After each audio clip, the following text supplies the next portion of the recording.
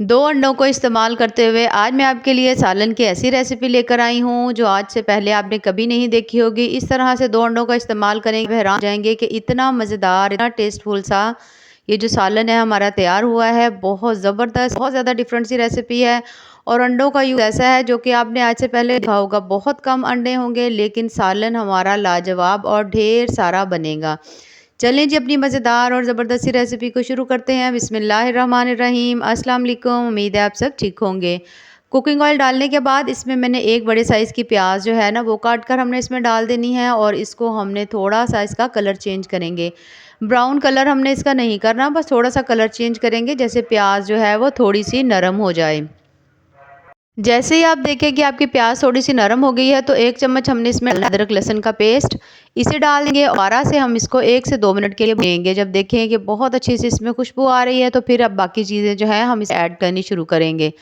बहुत बहुत ज़्यादा मज़े की और बड़ी ही डिफरेंट सी रेसिपी है। उसके साथ ही जैसे ही 1 से 2 मिनट के बाद हमने इसमें डाल देने हैं 2 मीडियम साइज़ के टमाटर और सब्ज़ मिर्चें आप अपने टेस्ट के हिसाब से भी डाल सकते हैं। वैसे मैंने इसमें 5 से 6 बारीक काट कर सब्ज़ मिर्चें डाल दी हैं। इसे डालने के बाद अब हमने इनको अच्छी तरह से भून लेना है। जब तमाम चीज़ें नरम हो जाएँ तो अब हमने इसमें डालने हैं स्पाइसेस में। सबसे पहले मैं नमक डाल रही हूँ, उसके बाद मिर्च है और उसके बाद मैंने हल्दी डाल दी है। इन तमाम चीज़ों को डालेंगे, पानी का इसमें छींटा नहीं लगाएंगे क्योंकि हमने इसके अंदर ये जो है ना टमाटर वो अच्छा खासा पानी छोड़ते हैं तो उसकी वजह से ही उसमें सेट हो जाएंगे। लेकिन अगर ज़रूरत हो तो आप इसमें हल्का सा पानी का छींटा लगा लें। उसके बाद हमने इसमें डाल देने हैं जी आलू। आलू जो है तकरीबन मैंने 3 लिए हैं मीडियम साइज़ के और आप देख सकते हैं इनको मैंने बारीक काटा हुआ है। बहुत ज़्यादा इनको मैंने मोटा नहीं काटा हुआ, दरमियाना सा काटा हुआ है। आप चाहें तो यहाँ पर आलू जो है ना अपनी मर्ज़ी से थोड़े-थोड़े मोटे भी काट सकते हैं, जैसे आपको दिल करे।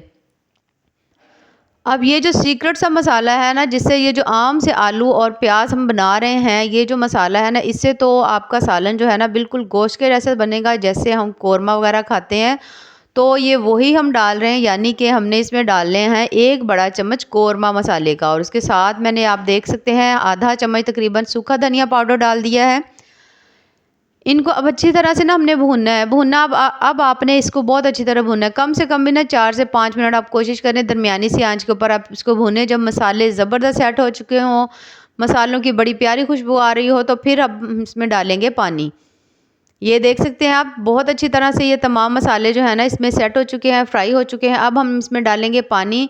पानी जो है वो आप अपनी मर्ज़ी से कम या ज़्यादा भी कर सकते हैं। मिसाल के तौर पे अगर आपको ज़्यादा शोरबा पसंद है तो आप ज़्यादा डाल लें, अगर आपको कम पसंद है तो कम डाल लें। ये देखिए तकरीबन अब मेरी भुनाई जो है वो कंप्लीट हो चुकी है। मुझे भी काफ़ी टाइम हो चुका है, 4 से 5 मिनट मैंने अच्छी तरह से इसको भून लिया है।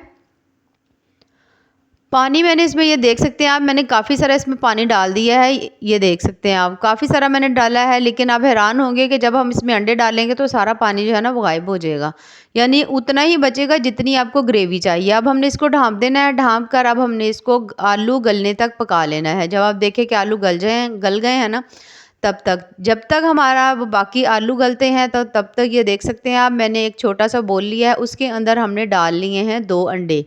अगर अंडों का साइज़ बहुत ज़्यादा छोटा सा हो, जैसे छोटे-छोटे भी होते हैं, बाज़ डबल ये येलो पार्ट भी होता है उनमें, तो अगर बड़े साइज़ के हों तो 2 ले लें, छोटे हैं ज़्यादा ही हैं तो फिर आप 3 ले लें। और फिर इनको आपने ना अच्छी तरह से फेंटना है। इसी तरह उठाकर बिल्कुल नहीं डालना आपने सालन में। इनको आप जितना अच्छी तरह फेंटेंगे, आपके अंडे जितने कम होंगे उतने ही ज़्यादा सालन के अंदर आपको नज़र आएँगे। तकरीबन 10 मिनट के बाद ये देख सकते हैं आगे ही आलू जो थे ना वो हमने वैसे ही बारीक से काटे हुए थे। तो 10 मिनट के बाद ये देखिए तमाम चीज़ें अच्छी तरह से गल चुकी हैं। शोरबा भी जितना हमें चाहिए था उतना हमने ये देखिए रख लिया है। आलू इस वक्त हम चेक कर लेंगे कि आलू जो हैं वो हमारे अच्छी तरह से गल चुके हैं कि नहीं। और ये देखिए आलू ज़बरदस्त हमारे गल गए हैं। अब हमने जो इसमें डालने हैं अंडे, अंडे जो हमने पहले से फेंट के अच्छी तरह से रखे हुए थे वो हम डालेंगे। और डालने का तरीका ये है कि आपने एक हाथ से चम्मच चलाते जाना है और दूसरे हाथ से इस तरह से आपने बिल्कुल थोड़ा-थोड़ा सा इसमें अंडा डालते जाना है। और आप देख रहे होंगे साथ-साथ ये जो शोरबा है ये गाढ़ा होना शुरू हो गया है। बस इसी तरह से थोड़ा-थोड़ा सा डालेंगे, फिर स्टॉप हो जाएँगे। इनको अच्छी तरह से मिक्स कर लेंगे और बाकी भी इसके अंदर तमाम सालन को मिक्स कर लेंगे। इसी तरह से करते हुए हमने थोड़े-थोड़े से अंडे डालने हैं और इसको अच्छी तरह मिक्स करना है। ये देख सकते हैं आप, जैसे ही हमने अंडे डाले जितना भी शोरबा था वो तमाम का तमाम ख़त्म हो चुका है, यानी कि ग्रेवी बहुत अच्छी तरह से गाढ़ी हो चुकी है। और इसका पता भी नहीं चल रहा कि इसमें हमने कितना सारा पानी डाला हुआ था। ये देखिए कितना ज़बरदस्त हमारा जो सालन है वो तैयार हो चुका है। अभी हमने इसको 1 से 2 मिनट के लिए और पकाना है ताकि जो अंडे हैं उसका जायका कच्चा ना रहे और बहुत ज़बरदस्त और खुशबूदार सा आपका सालन जो है ना वो तैयार हो। इसके अंदर अब हमने डालनी है खुशबू के लिए थोड़ी-सी हम डालेंगे कसूरी मेथी, हाथों के ऊपर अच्छी तरह से मल के क्रश करके डाल लें। 2 मिनट के लिए ढक्कन दें इसके ऊपर ताकि अच्छी तरह इसके अंदर इसकी खुशबू जो है वो अब्ज़ॉर्ब हो जाए और उसके बाद डालेंगे इसके ऊपर हम थोड़ा-सा सूखा धनिया या हम डाल लेंगे सब्ज़ धनिया। सब्ज़ धनिया हो तो वो डाल लें, वरना कसूरी मेथी भी काफ़ी है। ये देख सकते हैं आप कितना ज़बरदस्त और कितना थिक सा हमारा जो सालन है वो तैयार हुआ है और बिल्कुल ज़्यादा नहीं, सिर्फ़ और सिर्फ़ इसमें हमने 2 अंडे डाले हैं। और ये देखिए माशाल्लाह इसकी ग्रेवी चेक करें आप कितनी ज़बरदस्त, कितनी टेस्टफुल सी बनी हुई है।